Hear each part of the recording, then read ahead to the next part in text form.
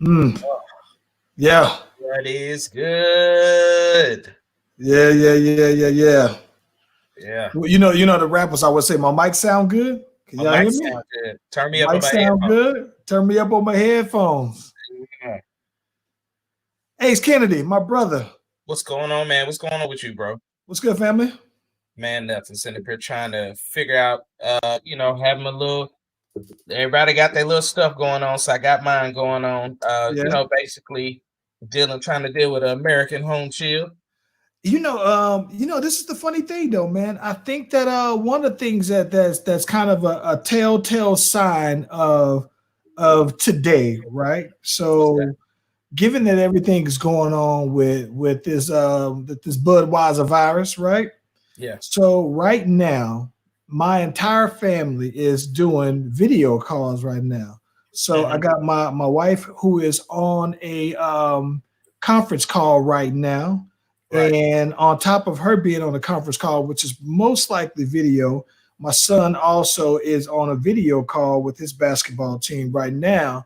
So it is definitely something that I don't think would have happened any other way, but I think that it's very interesting here that we're adjusting to the times, though, bro. Yeah, man. It is what it is, though. You know, Yeah. So what's been up with you though, man? What's good? like I Since the told you, last time bro. we talked, there's a lot of stuff been going on since the last time we talked. We got a lot for early in the week though, man. We got a lot of stuff on the agenda though, man. Yeah, man. Couple of things. We got a couple of deaths that have happened. Yeah, man. I was sad to see that, man. Yeah, it's unfortunate. Little Richard passed. Who we got? Run them down for me. Got Little Richard. We got Betty Wright, and I can't. The other one I cannot. Oh, from was it Def Jam? What's his name? Andre Harrell. Yeah. Andre Harrell did Uptown Records. So this is what's Yeah. crazy because the reason why that's significant to me, right, is because I'm a big Diddy fan, though, man. Like I'm more than a lot of people. So he was the one who kind of found and groomed Diddy, which is Yeah. kind of weird because I think that fast forward, I think that he ended up working for Diddy, though, man. So uh very interesting how that happened. But yeah. Salute to them. I saw over we had our last episode on Friday. This must have happened like that day. But it was just going back to back to back. And you scroll down your timelines and you wake up in the morning and you're seeing this another person passing, another person Yeah. passing. So Yeah. um, And then was it Ben Stiller? I mean, his dad, Jerry Stiller. yeah, No, I saw no. about that. Think I can't think of who it was, man. I know it was. I seen them talking about it, but yeah, a host of death, man. And the crazy thing is, uh, some of them uh weren't even related to the coronavirus. You know what I'm saying? So Well, so unfortunately, that's the very weird part about it, though, man, is that I think that I'm always watching that to see like when people die these days. I'm thinking like, well, did it have anything to do with Corona? Listen, let me tell you something. you see these Shout out, comments. shout out. I'm looking in the comments already. Shout out to my girl Sherry. And she said, no, funky wig. No, y'all gonna make me bust out these antics there, bro. See, that's what I see. You was right. So you told me a couple of episodes ago that talent isn't enough. So Sherry, I'm relying on talent today to get the job done. If listen, depending on how these comments is popping, y'all, I had something in mind, and I said, you know what? Nah. Some people are checking just because they want to support the boy. But y'all gonna make me pull these antics out if you're telling me that talent ain't enough. But I see you though. Shout out to my boy Ryan, PBR, man, doing big things out there. Armstrong Auto Sales, though, man. Yeah. Yeah. So, but you know what? I think that was a big thing, though, man. I think that here, 2020 ain't playing though, bro. Like Oh man. 2020 came out swinging because I mean, just when you think they starting to open up more states, then you got this whole murder hornets and everything like that. We didn't even talk about that, but I was just like, hey, yo, like What is going on in 2020? It is not playing around, bro. Man, it's just Not a game out here. it's just basically showing that the times is definitely coming to an coming to an end. We got And to be so prepared. big things though. This past week was Mother's Day. Shout out to Mhm. all the moms. I had Shout a out. good Mother's Day. What would you do? I know you was on the grill. Yeah, man, was on the grill fighting the fire, bro. I could not get my fire to jump off. When I finally got that thing jumping, man, everybody enjoyed the food. I'm still eating barbecue, loving it.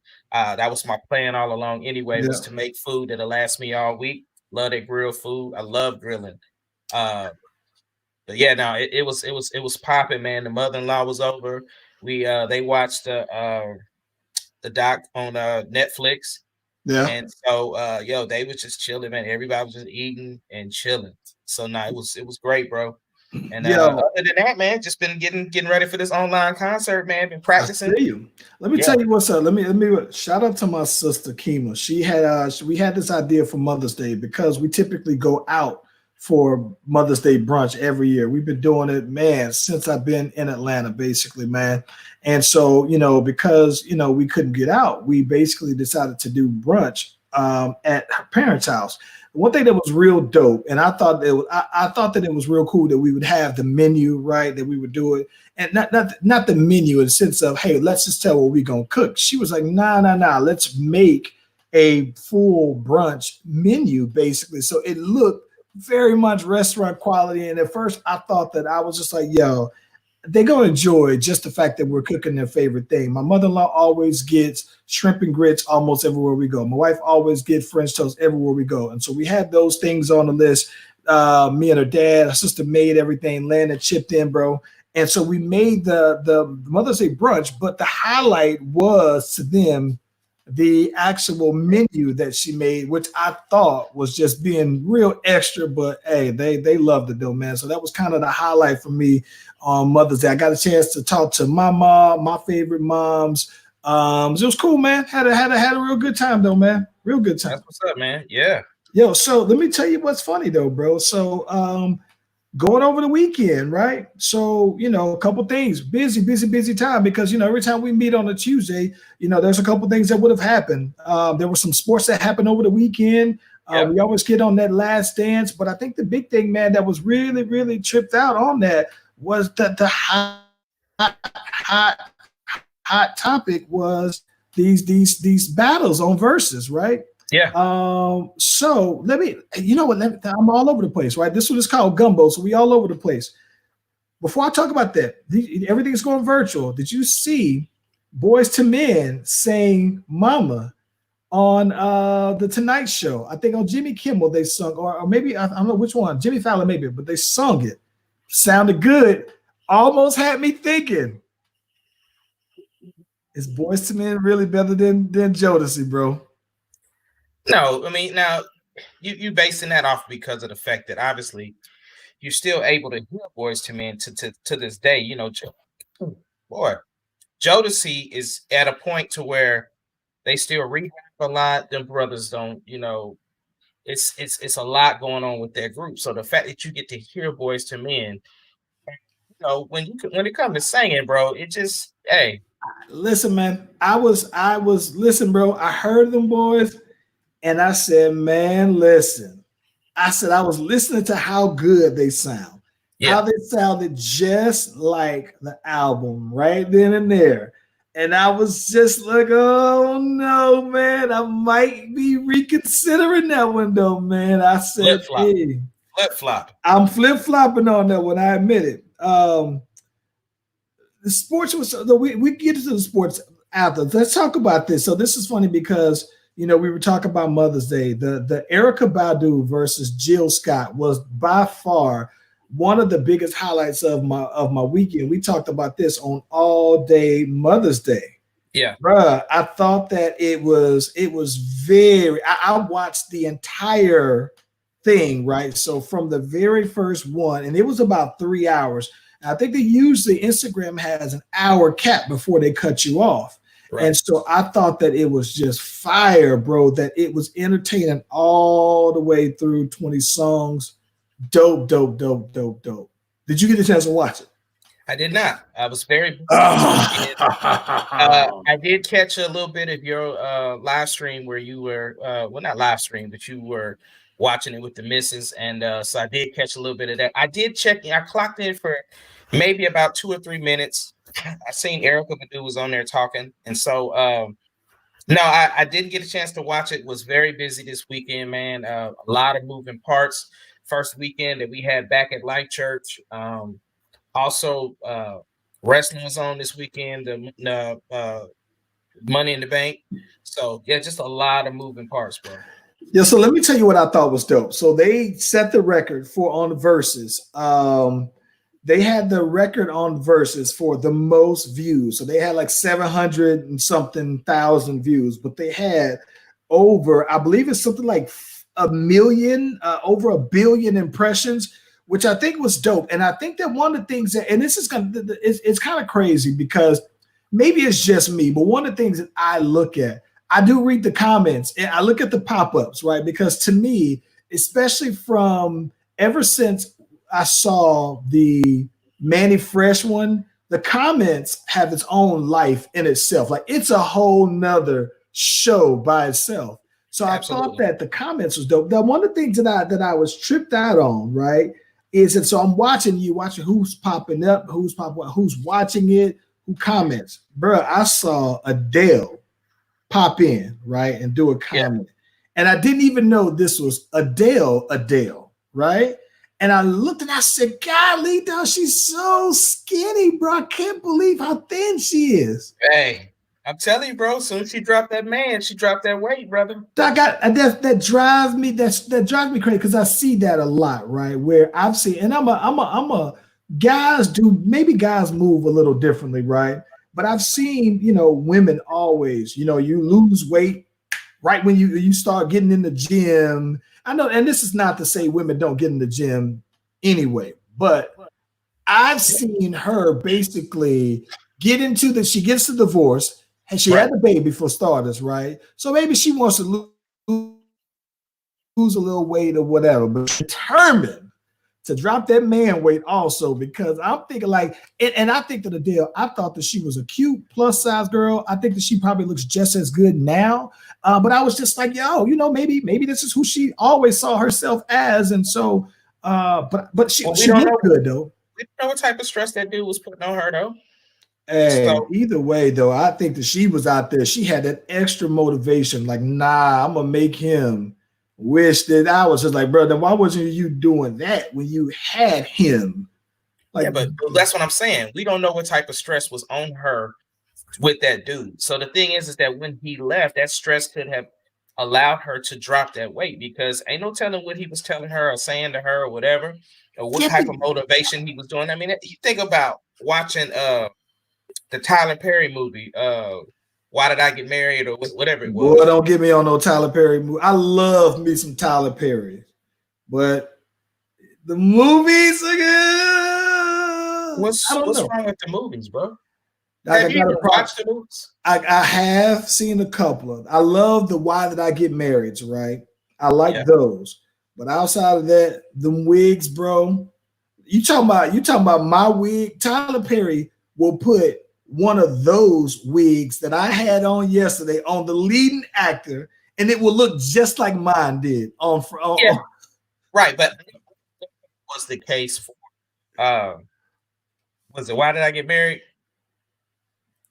Yes. Why Did I Get Married? Yeah, I don't think that was the case for that. I mean, you had Janet on there, you had I get that, but that's what I'm saying. That's where I agree with you though. But yeah.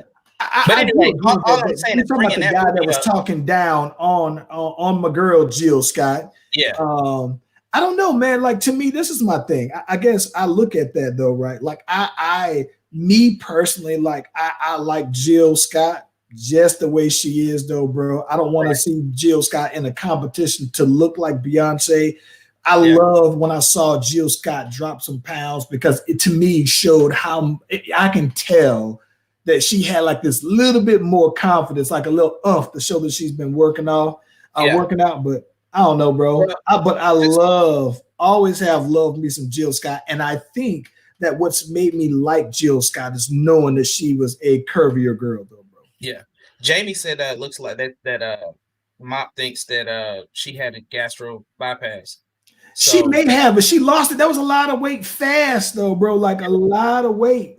But and then was, has she really been in public though? Like to really put yeah, herself out there? I don't know, but like this, every time I've seen her, she's gotten smaller and smaller and smaller. And so I don't know, man. Like, I like this. I follow her on the gram, so I've been watching her get smaller. And while I haven't seen her out in award shows or whatever, I think that when I started to notice that she was getting slimmer was the time that she was in the doing the car rapping, and I think she was rapping like Missy Elliott or something. I was like, okay, you know what? She could have stopped right there and would have been cool. But she looked like she's probably about 40 pounds. She said, yeah, let me get that 40. And she's about 40 pounds light. I think that Adele looks like she's about 115 pounds now, bro. Yeah. What up, J Rob? I see you out there. And what up, shout out Rocky as well. But yeah, listen, Rocky.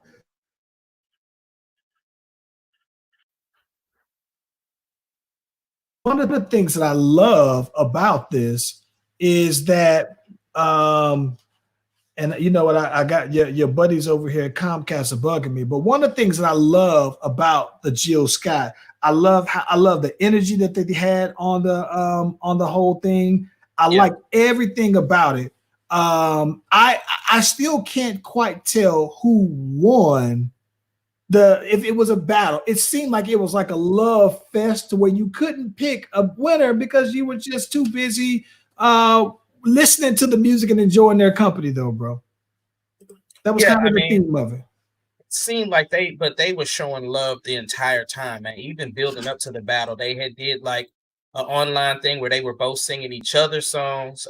You know, their love was there from the beginning, so they really did it right. And so yeah, it's really giving verses a life of its own, man. But speaking of verses, though, man, hey.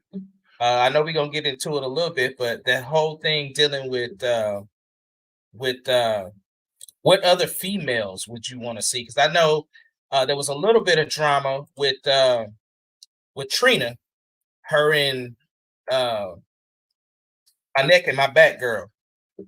They was going back at it, and Trina talking about she ain't trying to battle her because she's not on her level, and it just got real heated, man. And so, just it's supposed to be about love, man. And these artists out here doing their thing, bro. It's really, really, really awesome to see and to remember all of these songs that we grew up on, because we came from this era, and to hear all this incredible music and knowing that, we did it right, bro. It really, really was awesome to hear all of that great music. And speaking of which, man, just speaking about all of the songs that, like, man, Erykhah Badu's catalog in itself, just, she is so dope to me. So so it's funny you mentioned the girl Kaya, right? Kia. Is Kaya? She was saying that. Kaya. I was just like, you got one where somebody said Kaya was gonna have Neck in My Back, Neck in My Back. Neck in My Back, the extended version. Neck in My Back, the Down South remix. Neck in My Back, the Florida girl. I'm thinking like, all right, you know what? When you listen, I aspire to have the level of confidence that she has in her songs, because she basically said, no, I got 200 something songs that I can go through. And I was just like, you might have a dope little catalog that nobody's heard. And I think that for her, it would be more for her to win the trick. Because think about that, though. The songs that Trina got. You don't know what she's sitting on. So what if, in theory, Kaya just pulls out some bangers and you thinking like, what in the world, where these came from? Right. So I thought that was pretty funny. Like, I aspire to have that kind. Like, I laughed because a similar one was the boy French Montana. So there was somebody who suggested, I don't know who did, but they were talking about French Montana and Kendrick Lamar. And everybody was like, are you kidding me? Kendrick Lamar is killing you. And then French Montana was like, no, here's my case. I got these songs. It's not out of the realm or whatever. And so he was like, no, he might. And surprisingly to me, French had his case, right? And then so everybody was just like, well, if you ain't including mixtapes and you just including the songs from major records and put out and radio play and everything like that, you get smashed. So he was like, nah, I think I got him, right? So he was like, nah, it's not like, and I was just like, what? Like Kendrick Lamar, French Montana? But what he said though, he said festival. He said it depends on what festival you go to. I would win. That's what he said. And I get that. And so here's what he said. He said, yeah, you know, I think probably like Jay-Z or somebody like they probably got me. I was like, probably like, and I was, and that, to me, I look at that though, would be like if I told French, like, nah, man, I got more hits than you got though. The Bel Air is banging. The Bel Air 2, killer. And then he would be like, and somebody was like, well, what songs you gonna play? And I'm like, you ain't heard Hallelujah? Right. You ain't heard that back in the Bel Air? Like them thing, like that's how I look at that though, man. But anyway, I think it was funny though. But I absolutely love the comments throughout the whole entire thing, man. It was dope. I believe the battle has been posted on YouTube. I think that usually after the battles, a couple of days later, Swiss and Timbaland post what they call the versus effect when they talk about how many more streams that the artists have had. So now, of course, their music are in the top 5 streamed on iTunes or wherever nowadays you stream music. It's there. So definitely. Let it go. The funny thing, I gotta give you some shout out here. Let me, because see, people don't understand the kind of pull. They don't. They don't understand. So let me run this back. Let me give them the history so they understand the kind of power that you got. That's right. You said, Charlie, they need to go ahead and bring back the clear Pepsi. They ain't had them since we were in high school. Right. Clear Pepsi. Mm-hmm. My dude wrote a letter, so y'all got to make this happen. 2-3 months later, Clear Pepsi reborn. My dude said, hey, Charlie, man, I think it'd be a dope idea if they had Capri Suns, not in the pouches, nope, in a bottle. In a bottle. You ain't got to drink it out of the straw. That summertime came around. Capri Sun has their juices, stainless steel bottles. That's right. My brother made that call. He told me, Charlie, we can't get nowhere with Rex Grossman as our quarterback. That's right. Chicago Bears. He said, yo, I got to make a call, man. He said, we can't have that. Made a call next week. Rex Grossman traded. Rex Grossman is out of here. These is facts. I'm not making this up. These are all facts. My guy got that kind of pull.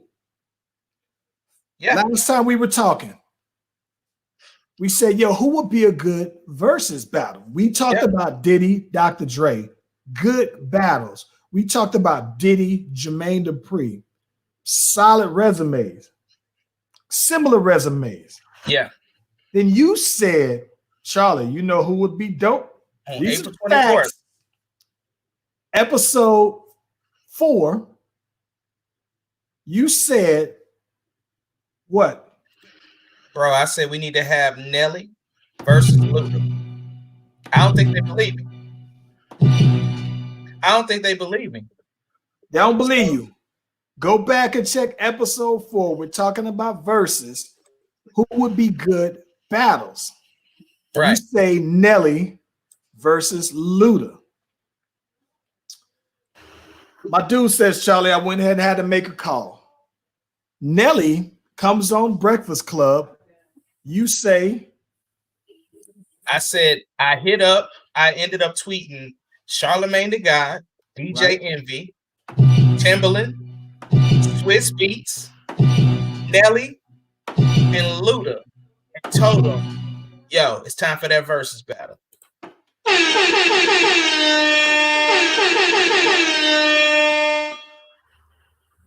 Listen, this got to go into some kind of. They don't make awards for that kind of pool, bro. Hey, They man, don't make the kind of what. Listen, but that did have me thinking. I had to go to the research department for this one.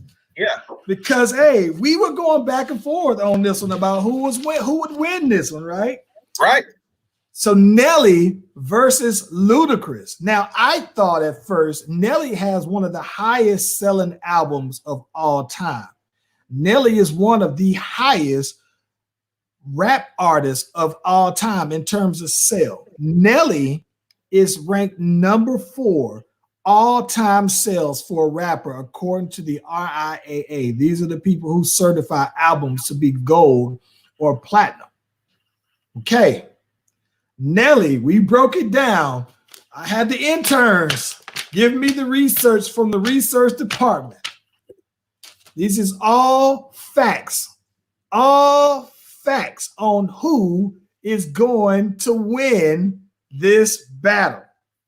Now, Nelly has Country Grammar. Yeah.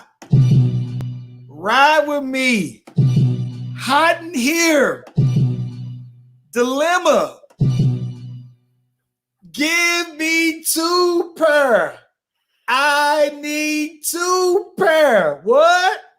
Get it stepping in my Air Force One. Get it stepping in my Air Force Ones. Pimp Juice.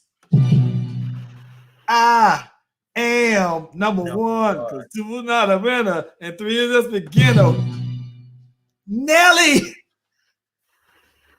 has 10 Trill, all-time classic video. Classic video. This 10 Trill has to be in the BET Uncut Hall of Fame, if there's such a thing. Yep. It has to be the highest viewed video in Uncut history.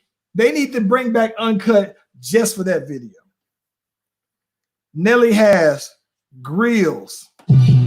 Like grills. Rob a jewelry store and tell me, give me a grill. Nelly has It Was Just a Dream. Nelly has Over and Over featuring Tim McGraw. The first time I've ever seen a rap artist collab with a country artist. That wasn't where he stopped. You got Cruise, Florida Georgia Line.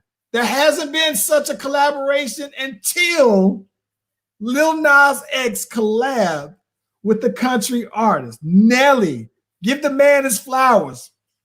Nelly has Lose Control with Carrie Hilson. Shake Your Tail Feather with Murphy Lee and Diddy from the Bad Boy 2 soundtrack.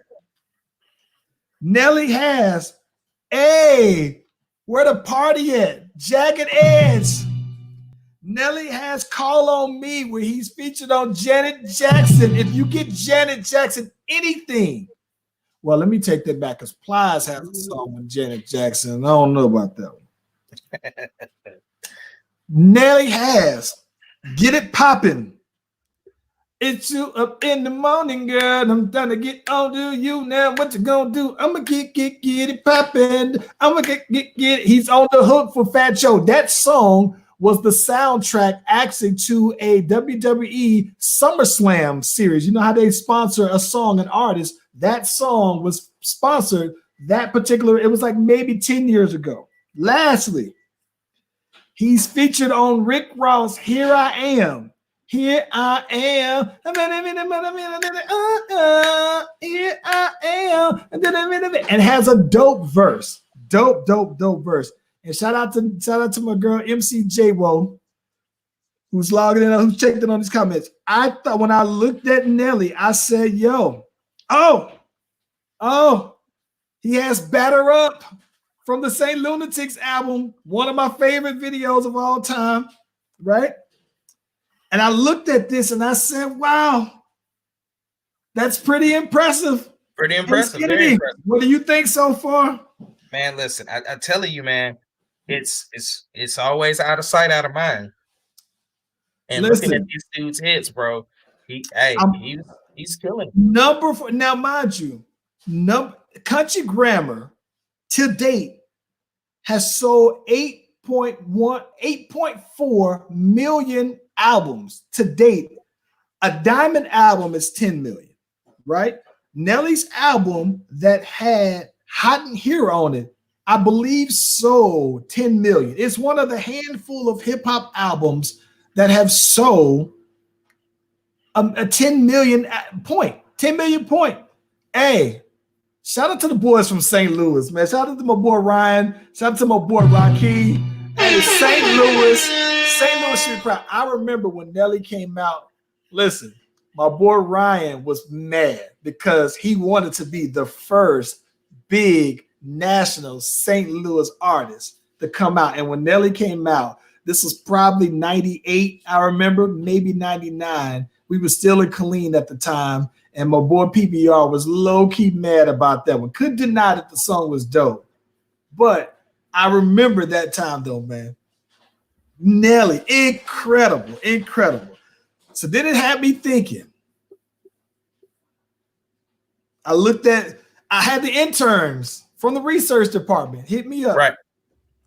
Intern said, hey, Charlie, you may have been sleeping on Luda. May have been sleeping on him. They gave me the facts. And the facts tell me that for some reason, on the all-time rappers list, if there is such a thing, that I unfairly have Ludacris ranked lower. And I can't imagine why. When I'm looking at the resume.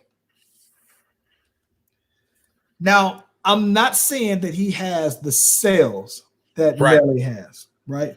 Both rappers have Grammys, right? So you can't, accolades-wise, album sales. Nelly has it on album sales. Hit records, though, features. Ludacris from Incognito back for the first time. What's Your Fantasy? Southern Hospitality.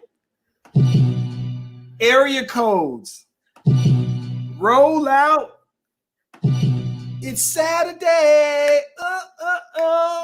That was one of my favorite songs when I first moved to Atlanta.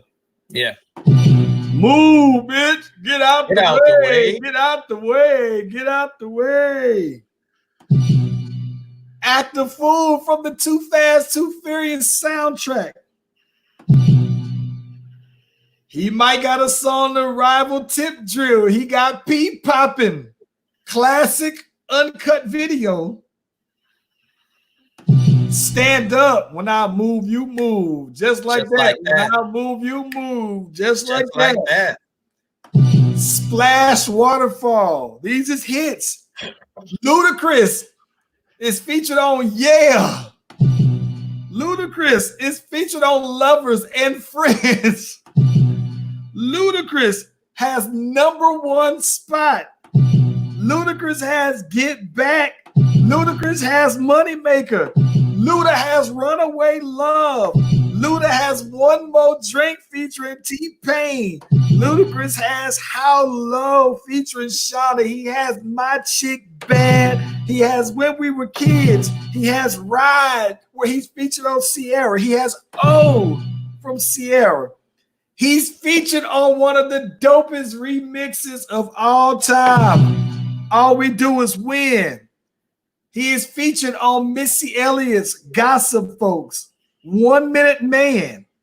He is featured on B.I.B.I., one of the founding songs of the crunk movement. Ludacris is featured on Chopped and Screwed, T-Pain. Ludacris is featured on Jamie Foxx, Unpredictable, one of the best no-skip albums of all time. Right. Ludacris kills it and has the best verse, say what you want, on the Nas remix of Made You Look. Ludacris is featured on Gucci Mane, Freaky Girl. Ludacris is on Fergie, Glamorous. Ludacris is featured on What Means the World to You remix with Cam, best verse. Ludacris is featured on Chingy Holiday Inn. Ludacris is featured on Justin Bieber's first hit record, Baby. Ludacris, according to the interns from the research department, Ludacris has 40 associated hits. Nelly is associated with roughly 30. I think, based off of the audience, if we were keeping score, not just saying 30, 40, I think that Luda has more associated. What is Nelly gonna play? Well, when Ludacris plays, All We Do Is Win, the remix. I don't know. That's what I'm saying. It's gonna come down to placement, like what goes up against what. It's gonna. I mean, that's really what it's gonna boil down to. I mean, we talked about it when Lil Jon and T-Pain went, and he never did play like chopped and screwed or whatever the case may be. Chopped and screwed. So it's really gonna be determined by placement because I think that Country Grammar might be played last. Country Grammar might play last. EI might play last. Hot in Here, put this. I don't know if it's a toss-up between Hot in Here and Country Grammar. And let me tell you this. I'm gonna be honest with you. When Hot in Here came out, I thought this was when the Neptunes was at their peak. Right? I mean, they had a bunch of records. They had the Jada Kids Knock Yourself Out beat at that point. I mean, you might hear on radio at one point. I thought I saw something like on the top 40, they had 10 of the top 40 songs. And so when I think about that, right, I didn't think that Hot in Here was a dope Neptunes beat. It took the song maybe about a month to grow on me before I realized, damn, this is pretty hot. But it was the most un-Neptune sounding Neptune beat of all of the songs that they produced during that particular span of about 5 years, where they were like the hottest of the hottest. That sound was just ridiculous. How do you see these lining up, though? Like I said, I don't know. Another one you didn't talk about for Luda too was "Welcome to Atlanta." Welcome to Atlanta. If Ludacris goes, Welcome to Atlanta, and these are the 5, right? If he goes, Welcome to Atlanta, if he plays, Yeah, Lovers and Friends, those are just his features. But I think he's probably not going to bring those 2 up because they already used them in Little John stuff. If he don't bring those up, they didn't play Welcome to Atlanta. So I think if they play, oh my gosh. I'm looking at the list. Shout out to the interns. It doesn't. Nelly got some that I think Luda can bounce. He can bounce back from. Perfect example. He plays "Hey, Where the Party At." Nelly, not just the Nelly was featured on. I think the Nelly had a fire verse on it. Like I remember Nelly's verse as much as I remember all of the other singing on the song, right? But I'm sitting there thinking that for that, I think if he does that, then he comes with "All I Do Is Win." Oh, I think that Ludacris got something that more. You think only 20 songs, right? Whew, I think this one is. I'm gonna be honest. This one is gonna be more competitive in terms of who's winning. When they say when people always say no, the culture wins. I would be very surprised if they didn't have more views than anybody. Like everyone has been more and more and more viewed. I would be surprised if this one doesn't top 1 million people hitting the views. I would really be surprised if it doesn't. So one of the things I'm looking at, though, it depends on the setup. It's like if Nelly brings "Where the Party At," and he's like, "Oh yeah, that was cute," but I got a feature that you probably won't even remember. And then he pull out that Bieber, bro. He pull out that Bieber with the for the feature of that point. It is gonna be epic, man. So yeah, it's all about that placement. I would love, you know what I would love? I would love to see them say, you know what, let's do a segment, 5 features. Because Nelly, the one thing I did notice is maybe it's because the one thing I can respect is Nelly is featured on, you know, the Saint Lunatics individual album. So he's featured on the Ali, he's featured on the Murphy Lee, he's featured on all of the people who came out, but he doesn't have a lot of features on other people's stuff. Whether it's, you know, he doesn't have very many songs where somebody else from outside of the Saint Lunatics are on him. He's very sparingly featured on other people's music. And I think that Ludacris has more than I remembered. And when he's on them, he has one of the best verses, if not the best verses on the song. So I like Nelly a lot, and I love Nelly's impact when he came out, and I love his impact, his stamp in history for hip hop, bro. Yeah. I think that the boy Luda, I got Luda. I think for hip hop, I think that Luda's songs, because if Nelly get out there and play Georgia, Georgia line, and then he plays his song with Tim McGraw, and then Ludacris plays Move Bitch, I think that it's just the timing of him playing that. Like if I'm Luda and I'm waiting for him to play those songs so that I can hit him with one of those songs. Like, yeah, but I personally think, like I said, it's about the placement, because if he plays those type of songs, then Luda has to play the Justin Bieber then, because it matches well. Because all this, it's like, bro, hit for hit, genre for genre, I got you. I listen, man. I can't believe, and I'm a Ludacris fan, right? But when I think of top 10 rappers, I leave Ludacris off. But it had me thinking, bro, is he a top 10 rapper all time? See, me personally, but I don't never like doing those lists, because it's all about I mean, for one, I'm not a hip hop head like that. Like, I love hip hop, but I'm saying I'm R&B first. So yeah, I can see I don't really have a best rapper list. I know who I like. I like Mystical. I like Jay-Z. I like Drake. I like Luda. So it's my list is like all over the place. I don't have like the classics like everybody else does. Yeah, listen. I gotta say that I am probably the Erykhah Badu, Jill Scott.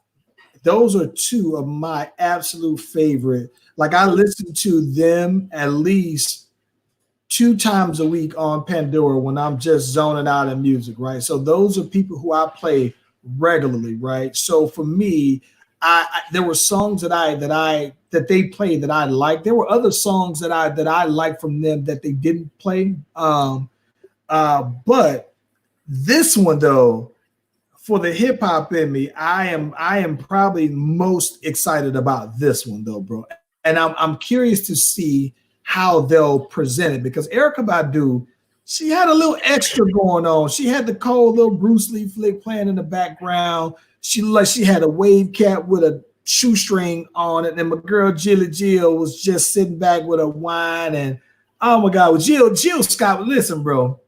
Me and my wife were laughing because Jill Scott was over here looking like she had a pregnant woman glow. She was just golden though, bro. I was just like, it was adorable though, man. And so the presentation of it was, laid back versus extra. So I am curious, because I think that Nelly seems to come across as like a real cool cat. Ludacris seems like real cool. So I think that they're gonna bring it, but I think that more than anything, I'm curious to see how the presentation will be though, bro. But yeah, high on my list. I wish they did these things before Fridays so that we'd have it to talk about. But check out the Slash Brothers podcast page. Of course, as soon as we see the official date for that time, we'll post it there. Check the page also. Give us the comments. Let us know what you think about who won, what stood out for you, funny moments, the whole 9 yards. We'll be there checking. I will be there checking. Hey, so let me switch subject on you real quick. Okay. So there were some sports that happened over the weekend. A couple of little things, small thing, blip on the radar. We've been following this as well. We were talking about players skipping college, right? Some guys Right. went to the G League, a couple of guys who were highly rated guys, right? Something that caught my attention was Giannis's little brother, right? Okay. Goes to school out in Wisconsin. I think that he was going to be ranked as a top player, right? Yeah. And he is skipping college to go play ball over in Europe to get ready for the 2021 draft. Now, maybe he kind of knows, all right, I think like most of these guys who are skipping college probably thinks that, hey, I think I got a shoe in to get into the league. Kind of interesting because I think that given the climate of college and sports in general, right? So it's almost like, well, if you don't know right now what college basketball will look like, and you don't think that you're going to finish all 4 years, and the G League now is an option. Now Europe is an option. His family is, they grew up in Greece and everything like that. So with him, that would be a viable option. I wanted to see, what do you think, bro? This is a shape shifting, climate changing kind of things here, man. I mean, again, we talked about it. It's the change of the landscape, and it's a wake up call for the NCAA, and more kids are going to do it. I mean, you got that 7'2" center from the Philippines, Kaya Soto. Yeah. He also is going to go to the G League, and so he's the first international draft prospect to sign with the G League. So Yeah, I mean, so it's funny about him because I follow Ball is Life, and I follow a couple of the other Instagram, YouTube pages that follow high school players and everything like that. It's how I knew about the other guys that are going to the G League. Right. The dude who the 7'2" Philippine guy, right? So the interesting thing about him is that if you've ever seen him play, he looks like a traditional player from Europe that I grew up. The ones that are shooters, he doesn't look to be like that physical. He does a lot of dunking in games because he's just that much taller than everybody else, though. But I would be curious to see. I would have thought that someone like that would have had better served going to college to get experience with bulking up and playing around bigger players. I think that he might just get bodied out there against a grown man who's about 240 that's trying to bang to pay this mortgage, man. I'm kind of. Well, I mean, he definitely got to put some and learn the NBA game versus the international game, but the role of the big man has changed, so he might not be down there trying to dunk on people like that. That's Maybe a good point. So good point. So we saw that in the biggest news as far as over the weekend, the UFC first live sporting event that I recall, it took place out in Florida. So I'm not going to get into because I'm a very casual UFC fan, right? I like to watch it. I'm not like one of those people who know the whole entire fight history of somebody. So it's like I don't really keep up with who are the big. I know the bigger names, right? But then there may be big names that I don't know. But I was just more so interested in the overall, the goal basically for them to say, all right, you know what, we gonna have this event. We gonna take the splash out there though, man. No fans in attendance. Wanted to get your thoughts on that, man. We have the capability now to do testing. So as long as everybody's safe, there's that stuff has to start opening back up. I'm for that. So I feel like it's just like any other job that you gotta get back out there. One of the things that I found. So they mentioned that I think I saw last night that the UFC made everybody in attendance sign like some kind of waiver, basically that wouldn't hold them liable if for some reason if they tested positive. I thought that while it seems crazy, I thought that was a necessary evil. Like I think you had to face it. I think that the one thing that was interesting to me about it, though, bro, is I didn't see it live. I kind of went and watched a playback of some clips, though, bro. And so the one thing that I noticed, though, bro, is them boys be throwing them hands, though, man. You hear everything when you don't hear the crowd. I'm talking about, dog, they had some of those punches that I thought if I was just watching it with the crowd and you hear all the background that you may miss out on. I'm talking about like some of the jabs, though. I was just like, "Hey, yo!" Like, yeah, I was blown away by that aspect of it, though, man. But there's another one, and this one all comes on the tail end of, I believe, Dana White at one point saying that he was going to rent or do a private island, have everything there. Yeah. So there's another UFC card that's coming though, man. So I think that this one could be that opening the door to more live events and something to go off of for people to say this is at least for UFC how they'll do everything going forward though, man. So I mean, but if the WWE is allowed to do wrestling, there would be no reason why the UFC shouldn't be able to host a sporting event. Because basically Vince McMahon opened that door, so now AEW is able to do stuff, and other promotions will begin to do their stuff too, because these people are trying to get back to work. And again, if they've tested and if they've done everything that they've needed to do to remain safe and keep everybody safe, let them do it. You know, the thing that I did find interesting about it, right? So I saw that Conor McGregor chimed in and he wanted to fight the guy who basically just recently won, right? Okay. Of the big fight, the highlight match of that one, right? So it's funny because that dude was talking bad about Conor McGregor, right? So Conor McGregor was talking about, oh, you know what, you're a terrible husband, you're a terrible father, and everything like that. So Conor McGregor was like, oh, that's it, like, he dead, right? But I was just like, bro, wasn't you just saying that about Khabib before he choked you on out and everything like that? And not just that, right? I still don't see the boy Conor just trying to avenge getting whipped, because I mean the boy Khabib was on him, right? And it was clear, no debating that he was just on him from the time they started. So I'm just like, all right, you know what? You by you saying you want to fight him tells me you don't want none of that smoke over there, bro. Like you don't want not a puff of that smoke over there, though, bro. Well, I think it's smart for a couple of reasons. I think part of the reason what happened to Ronda Rousey is that she came back trying to go after she needed a couple of fights under her belt to get her confidence back up. And I think that's what Conor is doing here, is getting these fights that he can probably say, yeah, I'm going to win them. And then he's going to be ready for that smoke. I mean, it's easy to talk noise when you win it, but when you on your back, it's a whole different thing. So see, I think the tough part about that though with the UFC is that there's it's so unpredictable, right? Because even then, the guy, I think it's Justin Gages who won.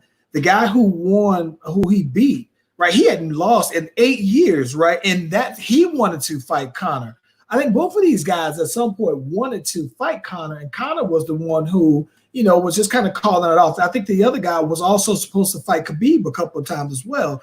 So yeah. I think the fact that all four of those are all within each other's radar, I mean, something has to happen though, right? But I still think that I personally wouldn't mind. Well, no, I'm not gonna say that, bro. I don't know if I want to see Conor fight Khabib, because Khabib just it looks so convincing that it seemed like he is just, if you ain't trying to box with Conor, I think that Khabib wrestling game just seemed like it was a bit too much though, bro. I don't see any reason to believe for that same thing to not happen again, though, bro. So that's interesting, though. But let's get to the last thing. The Last Dance, right? Crazy tale, right? Because around this episode, The Last Dance, the boy Jordan had retired, right? So this is the in-between season. Right. This is when Kukoc joins the team, which is funny because there's this video about the Dream Team when they were playing against Croatia in the Olympics the season before, or that summer before. Yeah. And they were talking about how they was going to really go at him and put that D on him and everything like that and everything. But this is Kukoc is now on the team. Jordan is gone, right? They talk about the infamous Scottie Pippen quitting, didn't go into the game after, they called to play for Kukoc. Now, tell me what you think. Yo, I like that Pip didn't shy away from it. Like he just kind of leaned into it. Like, yeah, that's a moment I wish I could get back. It was definitely a bad look. Definitely a bad look. And it almost, to me, kind of validated what Jordan was saying about, like, you quit him previously, because the people was giving Jordan flack when he was like, well, he had the bum contract. And so they was like, and Jordan was like, but you gave up on the team. Like, though that, so I feel like that almost validated what Jordan said as far as what Pip, how he can get pretty selfish at times. So, but yeah, that definitely was terrible. And I love how, Cartwright came and and have that emotional breakdown and tell him like, bro, that was jacked up, man. Like you supposed to be the leader right now, and then you get mad because you ain't getting that burn when you are that dude. So it's just interesting to see that that's where it went. But I thought, like I said, I thought Pip handled it well when they did the interview. Off the off-camera interview, I thought he handled it well. It's like, look, I just wish I could take it back. And then Jordan, I think, ended up calling him too. But shoot, after they had that team meet, Pip came back and was on that stuff, bro. That's when he dunked on Patrick Ewing. Now listen, bro. I was gonna say if I ever got dunked on. Let me tell you what's funny, bro. I have been dunked on. I've been dunked on one time in my life, right? Mm-hmm. And it wasn't quite like Patrick Ewing. Like I didn't fall down and I didn't get stepped on, right? Right. That's the thing that got me the most. The step over. He stepped over him before AI did the step over. Like AI step over wasn't as disrespectful as Pippen's because he dunked on him. Pat was already falling down. Pip helped pushed him down and then still stepped over him, right? And then was talking to Spike in the crowd, right? That was like so disrespectful. It's so entertaining. It was so good. I mean, there were some dunk-ons though, man, that I think like the Jordan, like Starks dunking on the Bulls. You know what I'm saying? I think that Jordan dunking back on, like you can come out when you talk about dunk-ons. I definitely think the Pippen ranks high up there, but golly, man, Sean Kemp got some of the all-time greats. Like you can do. It seemed like all of his dunks were like 90% on somebody though, bro. Yeah, crazy. But so what did you think about that whole thing? Let me tell you this though. So I got dunked on. Let me tell you the story I got dunked on, bro. So I got dunked on. I was at the Killeen Community Center, right? We playing basketball. We playing basketball out here. We get ready to start picking teams, so we still shooting around for teams. So the ball rolls to the other end of the court. At the time on the community center, there was a garage door opening, and so people used to come from that end. My brother, LJ, he just so happens to pull it up in there. He gets the ball, and I'm telling him to throw the ball down. Now, he just got off work, I think.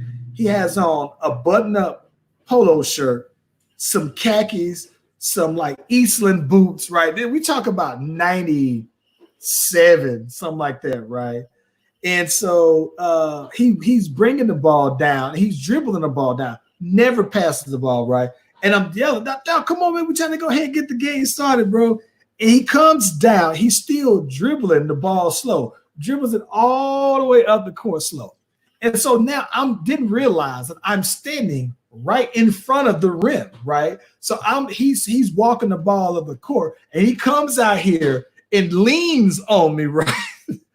and it was so bad that he dunked on me, didn't unwrinkle his shirt, didn't wrinkle his pants at all. Had boots on at that though. And this is when I thought I had, this is when I was like not at my peak hops, but I had hops then though, man. But LJ was like 6'6", he's 6'6" though, but I still could have blocked him, but I just wasn't expecting for him to go up and dunk. But oh my, he dunked on me so bad though. But only time I've ever been just completely dunked on, it was getting dunked on by my brother with whole work clothes on.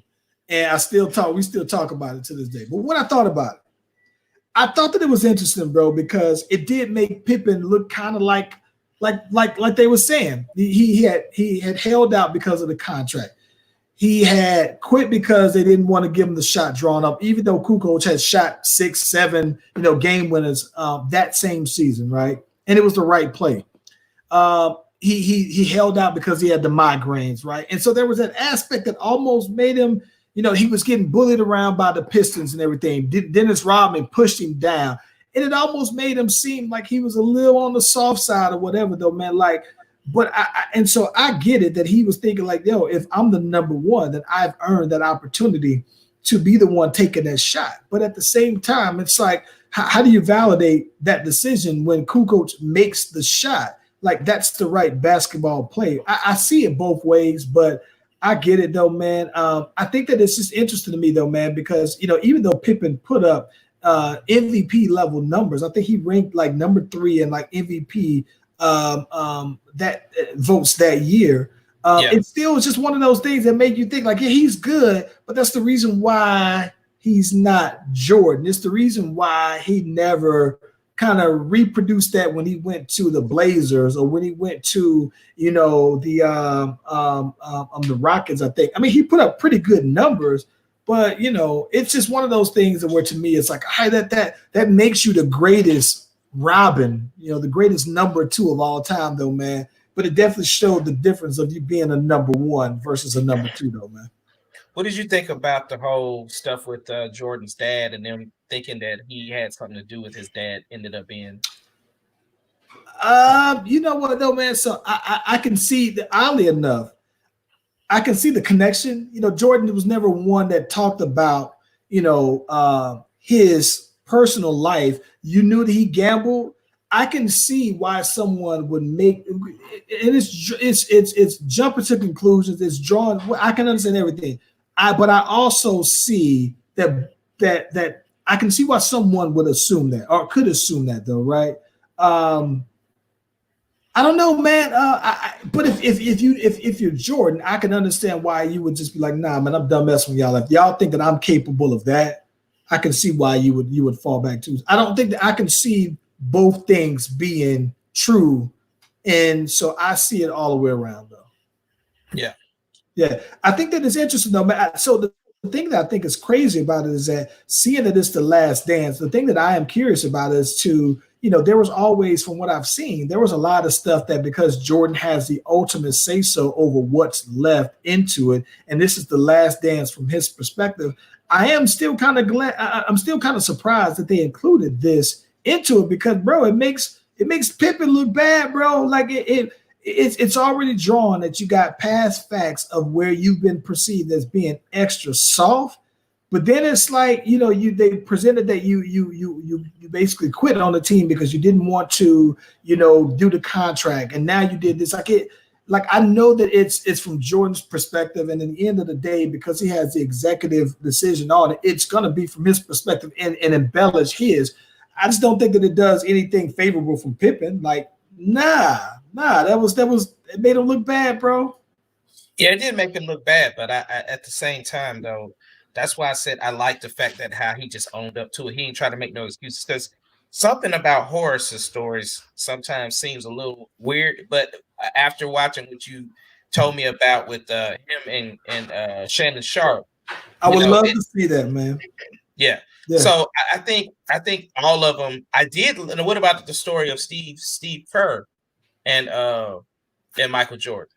All right. So the thing that was interesting is I saw Shannon Sharpe and Skip debating. Is that leadership or is that bullying? Right. And my thing is that I look at that 2 ways. Right. I can understand, and I look at that from like a standpoint. Like, what if in a workplace, right? You had a manager, right? You had a team leader, and your team leader was just riding you. This isn't necessarily something that's within their role, right? But they were doing it because they thought that that's what pushes you to do good work, right? Do you think that outside of sports that you would be able to do just as good a job without somebody just riding you about doing it? I mean, I personally can, but that's a me thing though. Yeah. So, but at the same time, it's like it is. They even asked Jordan that question: do you think that you sacrifice relationships for the way that you conduct yourself? And it's like, look, man, I want to win. And if you like he said, the way Steve then was coming in and practice, like trying to ride off the prior success and like, y'all ain't putting in no work. Like, nah, bro. Like, we're trying to build a culture over here. Y'all can't be coming in here playing like nah. This is what we do. You want to win these championships. This is how we get them. So here's the thing. So I look at that, right, and I think that I can understand it. So to me, I look at this as another one of those things where I think that both things can be true, right? I think that's completely true. But I also think that if you wasn't doing that to Pippen, right, and maybe because Pippen had the talent to outweigh whatever lack of it, but I think that also, man, shout out to my dude Courtney, man. He on the YouTube there. What's happening there? What's up, Courtney? Yeah. He on the YouTube. But I think that the thing that I find interesting to me is that like you didn't try to toughen up. I would have thought, okay, so I get that Horace Grant was bigger than Jordan, right? But and while Horace Grant may have said I got these paws, right? I think that's one thing. But if Charles Oakley has a story to me about Jordan trying to approach him like that, I would respect it. I would just completely dismiss what Steve Kerr is saying. But to me, if you don't go out to Charles Oakley like that, you can't even come in my area like that. Like, don't go after the guys who are the proceed. Because if you didn't do it to Dennis Rodman, right, and Dennis Rodman had outlandish behavior, and granted, Dennis never did anything to disrupt the team, right? When he was there, he was 100. But I'm thinking like, nah, don't pick the smallest guy. He said, I just punked the smallest guy, basically. Yeah. He felt bad. I look at that, and I'm glad that he took the chance to reach out, talk to him, and their relationship has been straight ever since. So I look at that though, man, and I think the thing that's funny to me though is that I look at it and I think like even with Scott Burrell, like he was calling Scott Burrell all kind of hoes and calling him this, that, and the other. It's like, bruh, like if you tell me that you called out everybody who you thought was slacking or everybody, like for some reason it feels like he handpicked those particular people because maybe he thought, I could take, Steve Kerr. Maybe he knew that Horace Grant, maybe he thought that Horace Grant wasn't a fighter. Maybe he thought that he can take Scott Burrell. I thought that maybe he thought, okay, I know I'm the franchise. They're not going to get at me like that. Like it just seemed to me like there was something else. And I think that I just refuse to believe that it was just, I just ride people because that's just the way. Like he didn't do Scott. I don't remember a story through this whole time of him doing that to Scotty. Well, I think in that series of the whole Detroit thing, like, I think he kind of held everybody accountable, but I understand what you're saying. It's like he did pick and choose, but I mean, people knew how he was in practice, and if you wasn't trying to match that intensity or level, he was gonna say something to you. And I mean, I can appreciate that you said, nah, the same intensity I have in the games, I bring that in practice. So I'm expecting you guys to, and not just that I'm the best player on the team, I'm the best in the league. So if your best player in the league is doing that, then yeah, I totally get that. It's leading by example. But I also think too that from everybody that's been interviewed, they've all said the same thing. He's like this in practice. So it seems pretty consistent. I just think we're hearing the testimonials of some of the players that it was, because it came to fists, you know what I'm saying? Like actual contact. So right. I think that it's pretty consistent verbally. I the one thing that I can respect more than anything, right? That kind of validates it is the fact that one, you were getting rings, and like if this is what we got to do to get rings, and you join the Bulls, it's saying this is what we do to get rings on over here. So it's like maybe you might not have the most fun, but at the same time, you go down in history. And so do you want to take that to get that? I think I would personally, though. Because even Horace got paid when he left. You know what I'm saying? Horace got paid. Horace got like a $50 million deal. And this was back when $50 million deals in basketball was like almost equivalent to like $100 million deals. He was getting bread. He got that guap. But the thing that I can respect, though, more than anything is that Jordan said, I never asked him to do anything I wasn't willing to do or anything I didn't do. And so from that perspective, I can understand if somebody who was the scrub on the team who barely made – they had Jack Haley, I think, or David Haley, who was on the team because he was cool with Dennis Rodman. If he said something like that, or if Bill Whittington's was demanding like that, like, bro, you ain't got that kind of skill or that kind of sauce to do. But if your best player is doing that, the best in the whole league, the means justifies the end. So, what do you think about B.J. Armstrong going after Jordan during that game when he was a Hornet? Listen, man, I laugh, bro. I think it's funny too because I think B.J. when Jordan left, B.J. made the All-Star. He was a starter then, right? And I think I'm like, go at him though, bro. Like, do it. I think it's funny because I had so shout out to the homie Dennis. He hit me the other day. I had an interesting question. Who Yeah, do you he had think was better, me up too. BJ Armstrong or John Paxson?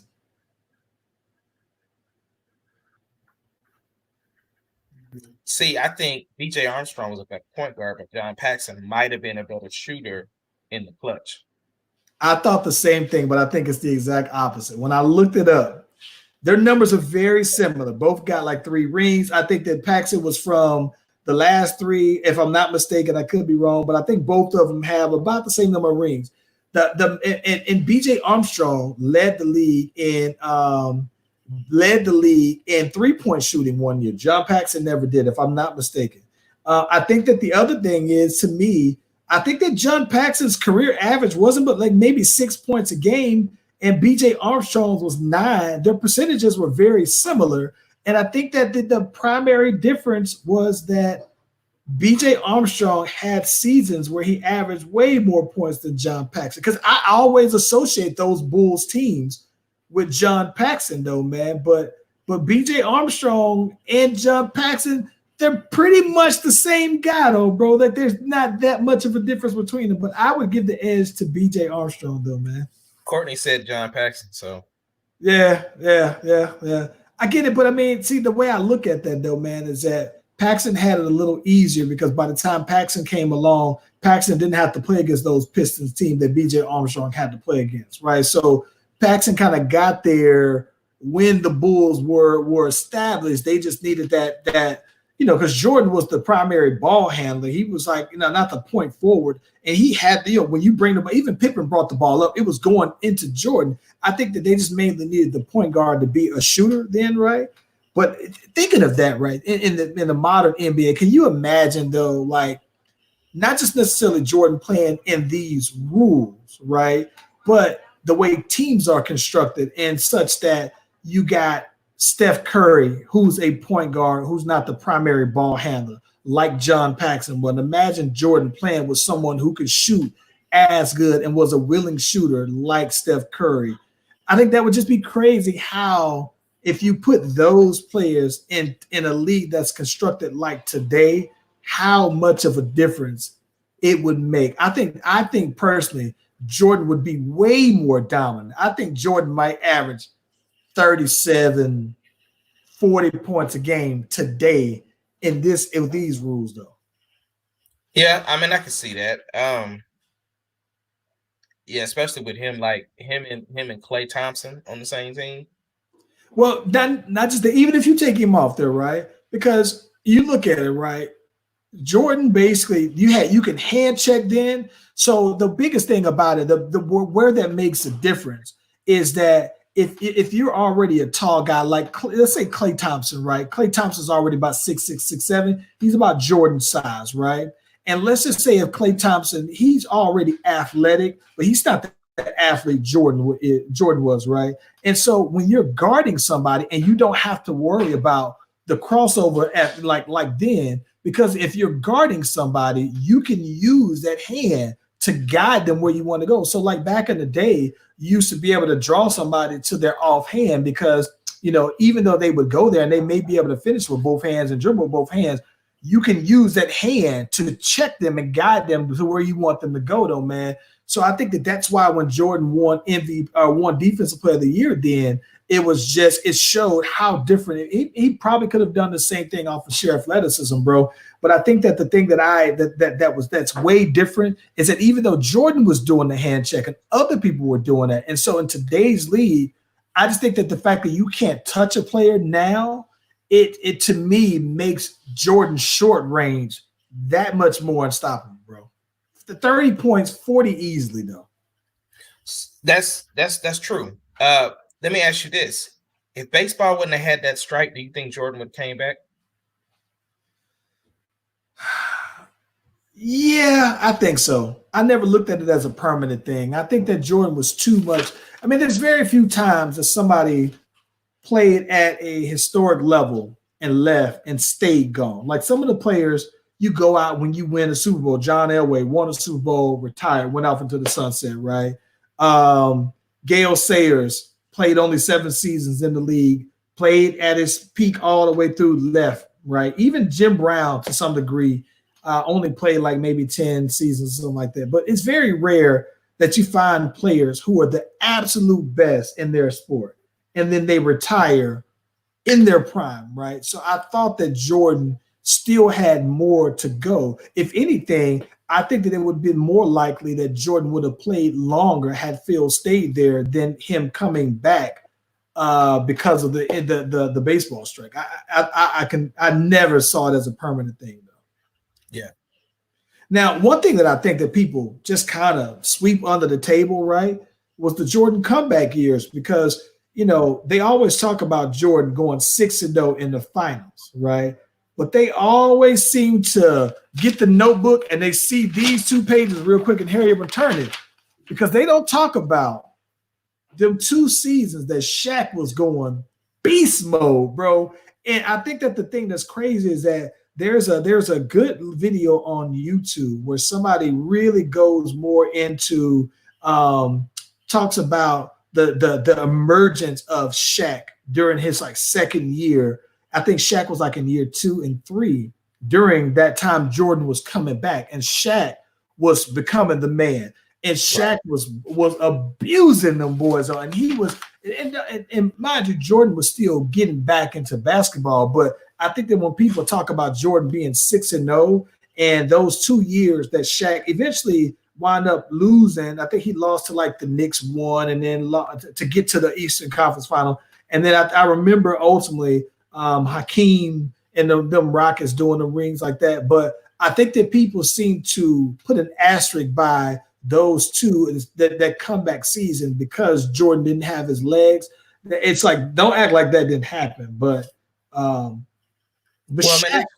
Shaq was beast mode. That did Doc. I saw. I'm gonna let you jump in here, but Shaq was when they named the NBA's 50 greatest players, right? Shaq was like 23 years old. He had only been in the league for 3 seasons and was already listed as a top 50 player of all time, bro. Yo, Shaq was that dude. I mean, you have to respect everything he did in his career. So, and even now, outside of basketball, he's still doing this thing. I love watching his show, on TNT or whatever it is. The My Life show. Yeah, the Shaq Life or whatever it's called. Yeah. Yeah, very humble, very humble. I cut you off before you was about to say something. What you had? No, I was just gonna say, just like a lot of people, skip past the the Wizards years too. So, I mean, I get it. I can skip past the Wizard years. Like I don't. I got to be honest. I don't count those either. Yeah, but me neither. Like there was nothing that he was gonna do that was gonna change the legacy he already has. Well, the thing that I was almost concerned about is because when he was with those Wizard years, he was slipping on the points per game to where I always thought it was dope that Jordan averaged 30 something a game as a career average, and he them Wizards numbers. He was putting up shots to do it, but he was almost where he was about to hit below 30 points a game on those times at the Wizards, though, bro. So the years, I agree. My dude Courtney said the Wizards years was whack. But they happened though, bro. Like he made the All-Star game. I think it was just like a nod. Vince gave him gave him his spot. They happened though, bro. Like it, but here's the thing though. It's more of, to me, I don't want people like to bring in LeBron, but it's a testament to how good and how fortunate LeBron has been to play healthy for 16, 17 seasons and still not have a drop off though, bro. Yeah. Yeah. And that's the thing, man. You don't have to talk down about LeBron to raise up Jordan. Like Jordan stands on his own. I agree, man. Hey, man, full. Like I said, a lot of stuff going on, man. Full deck. That's all I got on the agenda. Shout out to everybody who chimed in. Shout out to the boy Courtney, man. And we haven't really put it out there yet, though. But the Slash Brothers podcast, all of the videos are loaded to YouTube. We go live. When you see us on Facebook, we also live on YouTube for all your YouTube heads on there as well. Hey, we've been getting them calls there, getting them calls from some of them outlets trying to get the Splash Brothers podcast on there. So before you know it, check for you boys, and then we're gonna be out here on these other ones, man. Get them calls now. We got to contact the research department to see what's up, though, man. But it's coming. What you got, man? Hey, man, like I said, right now I'm just trying to get healthy. I don't have the cores, y'all. your boy over here struggling with asthma. So trying to get my wind back, bro. I'm struggling as a singer. I definitely cannot be at 100%. So I am definitely researching. Researching everything to get myself. Coronavirus. No, ain't no corona over here, brother. Hey, But so listen, you inspired me by doing your when you do your live concert for the album, dog. What I may look to do is have a live or a virtual album listening party where I am trying to finalize my playlist and I am looking for feedback. It's still in the works in my head of how I want to present that though, man. But I am looking forward to yours, and it inspired me to kind of do some of the same thing though, man, and see what I can do. But the album is 99%, but 99.9% done. As far as the Bel Air 2, finalizing the Bel Air 3 is gonna come right behind that, but would love to get some feedback from y'all though. So yeah, man. Appreciate all the love, man. Thank you for supporting us, Last Brothers. Hey, everybody in the comments, peace. Last Brothers, we out, man. One love.